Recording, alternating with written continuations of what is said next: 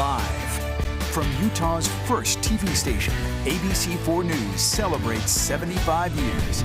Welcome to ABC4 News at 10 on this Friday night. I'm Glenn Mills. And I'm Emily Flores. We thank you for joining us here tonight. Life in prison without parole, that is what a judge has decided for the parents of Angelina Castillo, who died after her parents slowly tortured the 3-year-old. Now the judge calling the couple monsters.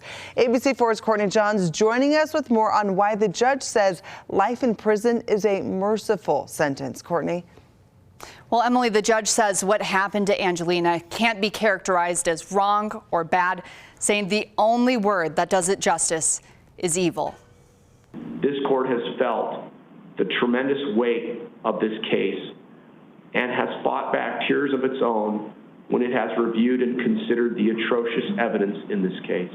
A case so upsetting. Evidence of concealment of injuries with makeup. It's left its mark on everyone. She left law enforcement after this case and still suffers mental and emotional trauma from her involvement in this case and the memories of its events. The judge spending nearly 2 minutes. Round scars consistent with cigarette burns. Listing all the injuries reported on Angelina's autopsy. Her injuries were too numerous to count. Her life was a life of perpetual pain. Pleading guilty to murder.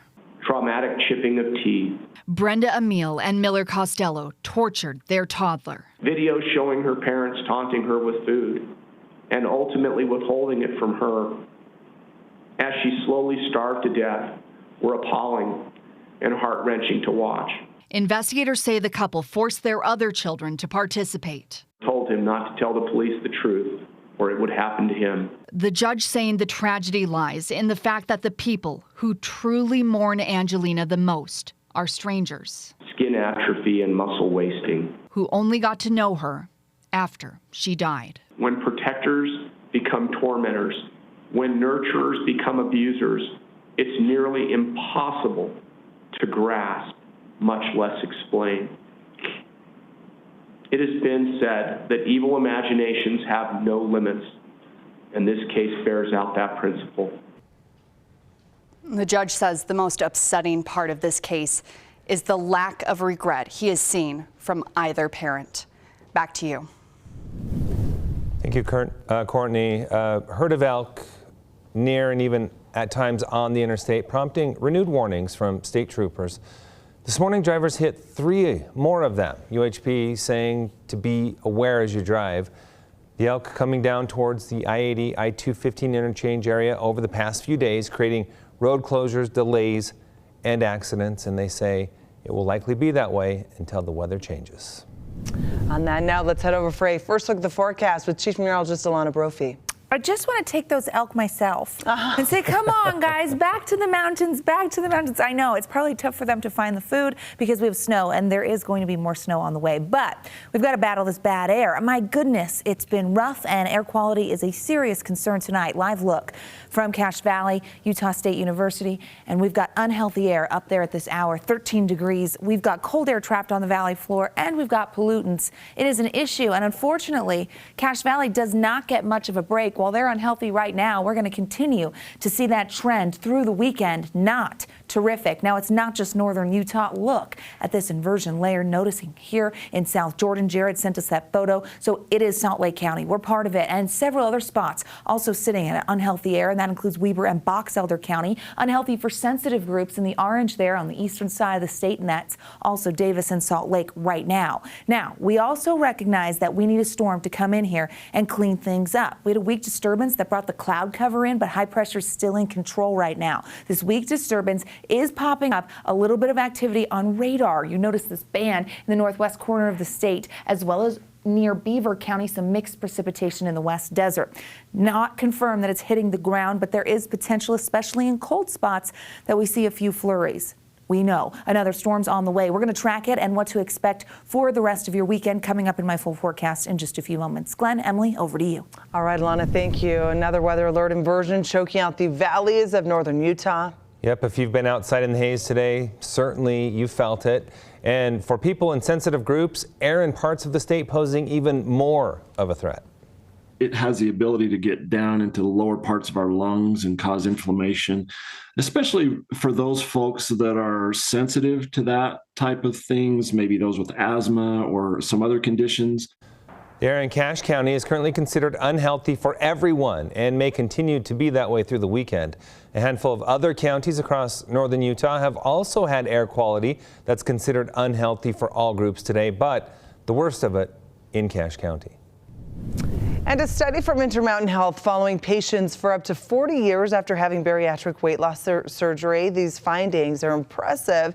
The study says they found a significant decline in death rates from heart disease, diabetes, and cancer compared to patients with severe obesity who did not have the surgery.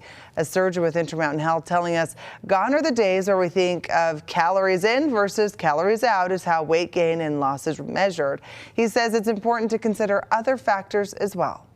What we're learning more and more is that it's also really important what happens to that food once it's in us, and that's where things like genetics plays a role.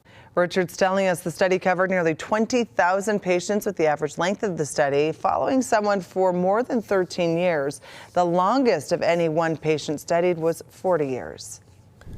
Today is National Wear Red Day, and our ABC4 family is showing our support to bring awareness to how common heart disease can be among women. Yes, we are. It's an important message. Cardiovascular disease is the #1 killer of women in the United States and accounts for over 1/3 of maternal deaths. Black women have some of the highest maternal mortality rates. Most cardiac and stroke events can be prevented, though. That's why we're bringing education to it all through education and lifestyle changes such as moving more, eating smart, and managing blood pressure. The House Judiciary Committee voting to approve a bill regulating social media for kids in Utah. House Bill 311 proposes strict requirements aimed at protecting children online.